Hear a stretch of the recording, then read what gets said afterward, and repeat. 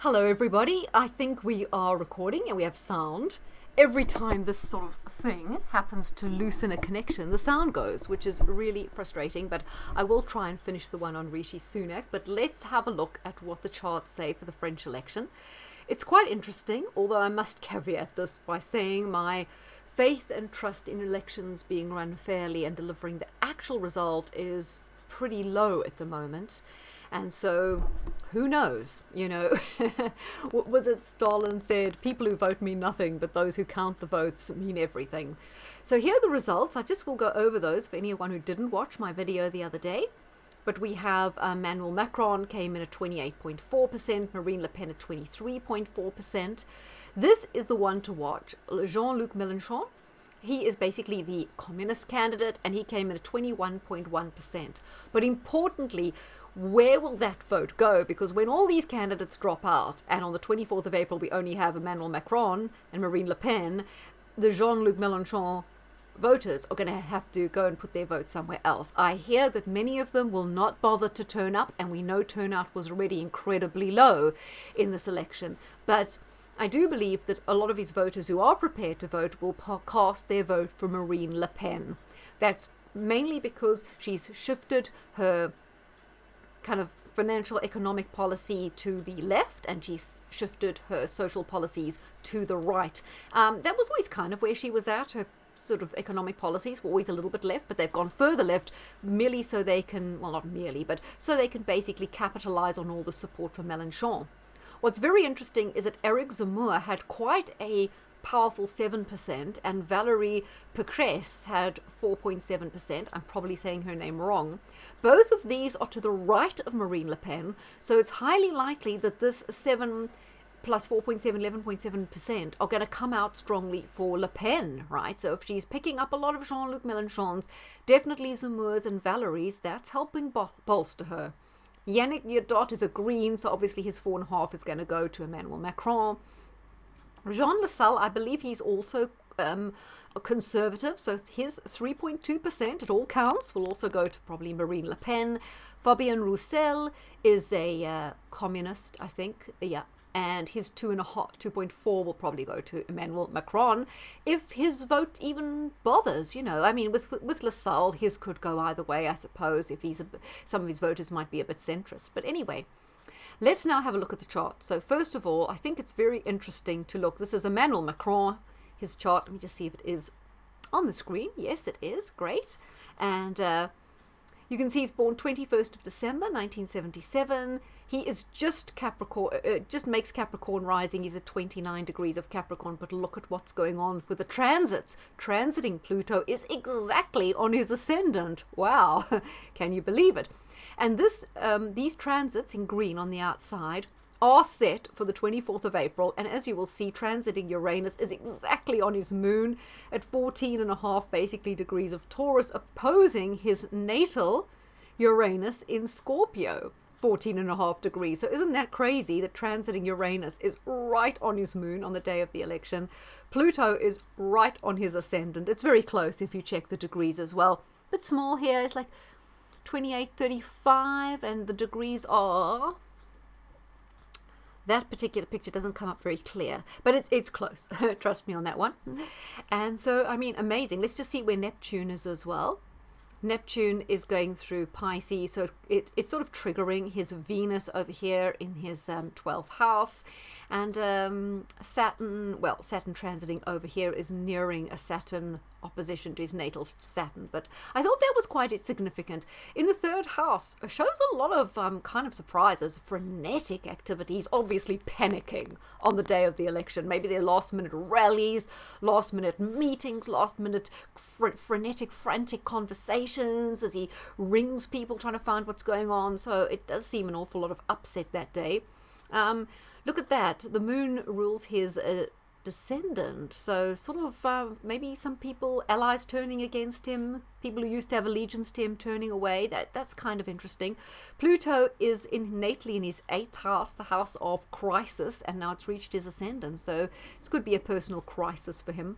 Maybe his bosses and his superiors and his handlers won't be very happy with him for messing this one up, but it's hardly his fault, is he? Is it? Let's have a look here. This is Emanuel Macron. These are his solar arc directions. Now, as you can see, solar arc Pluto is 1 degree past his midheaven up there. Funny that it's already past, though. So what happened when Pluto was bang on a year ago? You know, it's kind of strange that it's just past that. And if you see, solar arc Neptune is just past his ascendant, which I also wonder why those have both passed. But what is very interesting is solar arc Uranus, right? We know transiting Uranus was active. Now we have solar arc Uranus is conjunct his sun in his 11th house, friends and allies. Again, this theme of maybe people stabbing him in the back, turning him against him, you know, all his support turning away, possibly. The sun is in the 7th house. So again, we have this theme of a change in his allies, you know, because the 7th house is the house of business partners, allies. Does it mean people are suddenly turning their back on him, dropping him, people who were backing him suddenly not backing him? I don't know. It seems like a withdrawal of support, a withdrawal of endorsement. Somehow he's feeling in crisis, alone, relationships are breaking down. So maybe this does signify that he will lose, and when he loses, he's going to be bereft of opportunity, bereft of direction in his life. He's going to basically lose all his friends and all his influence, and he's going to feel very alone. Could it possibly mean that? Because again, in the house of friendship and allies, you've also got Uranus triggering things there. Interestingly, solar arc Saturn is conjunct his Pluto. So again, the theme of Pluto, because we know transiting Pluto, representing enormous change, turbulence, upheaval in his life, a big shift is on his ascendant. Pluto in his 8th house here, house of turmoil, also the house of money. Are his investors not very happy with him? Is he about to hit financial hard times? No, usually when they leave the office of president, they hit financial extraordinarily wonderful times as they go and do all these talks which are sponsored and paid for by Goldman Sachs. You know, this whole after dinner speaking pseudo corruption that goes on. Yeah, they usually make a lot of money out of that, you know. Like, I mean God, if I don't know, if Elvis Presley was around, I mean, he'd be battling to command that for after dinner show. But, you know, people like Theresa May who like, oh my God, she's so entertaining, are getting this massive after dinner speaking. So I guess he's going to command a hell of a lot on the circuit doing that. All paid for by Goldman Sachs. And I want to cover an article in The Atlantic that proves it, but I don't have that with me now. So there you go. Pluto rules his midheaven. So Saturn, Pluto, there seems to indicate chickens coming home to roost, a lack of popularity, a crisis, a crash in his career. So this is kind of saying to me that he is going to lose, but look what we have here. Solar arc moon conjunct Jupiter opposite sun. So I'm wondering, Jupiter in the 5th house, it all seems very lucky. Or does this mean that he's done a good job for the globalists and they're going to shuffle him on to something else? They'll manage the Le Pen situation as the same way as they managed Trump. Smear her in the media and make sure anything she does is scuppered, and he'll move on to make hay. I think he's heading for a big payday, this guy, isn't he? I think we can see that he's going to have a very soft landing, so he may feel a bit isolated and a bit bereft for a while, but yeah, I think we're going to hear ka-ching, ka-ching, ka-ching looking on there, or maybe he'll be lucky to survive because of some vote rigging. That kind of thing worries me. Let's have a look at the chart of France. It says their name UK. I just didn't change the name. Obviously, it's not UK. It's a chart of France. Lots of different charts for France. We're looking at 6 October 1958, which is a kind of popular one with an Aries ascendant. What's very interesting is France's whole history has been marked by the Jupiter-Neptune cycle because it was born at a Jupiter-Neptune conjunction. And as you know, we've just had a Jupiter-Neptune conjunction in Pisces, which sort of signifies an important event happening in France. Added to that, this Jupiter-Neptune conjunction has by solar arc conjuncted the midheaven right now.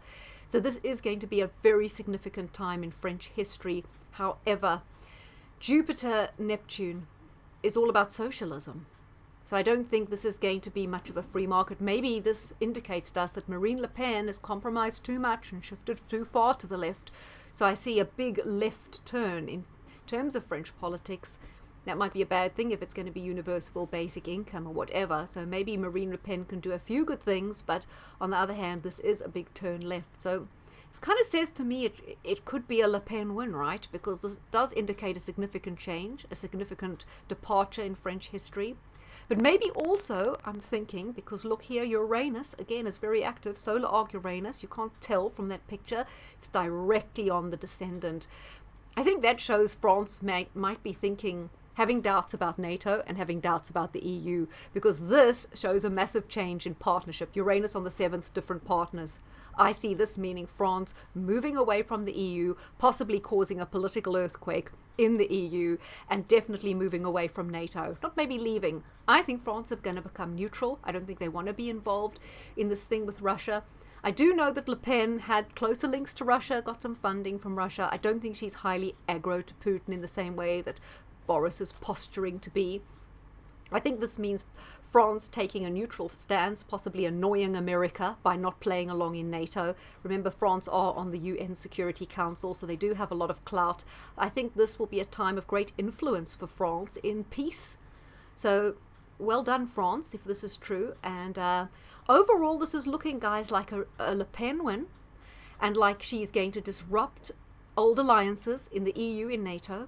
This will put Germany more into a bit of a crisis in terms of France being their biggest ally.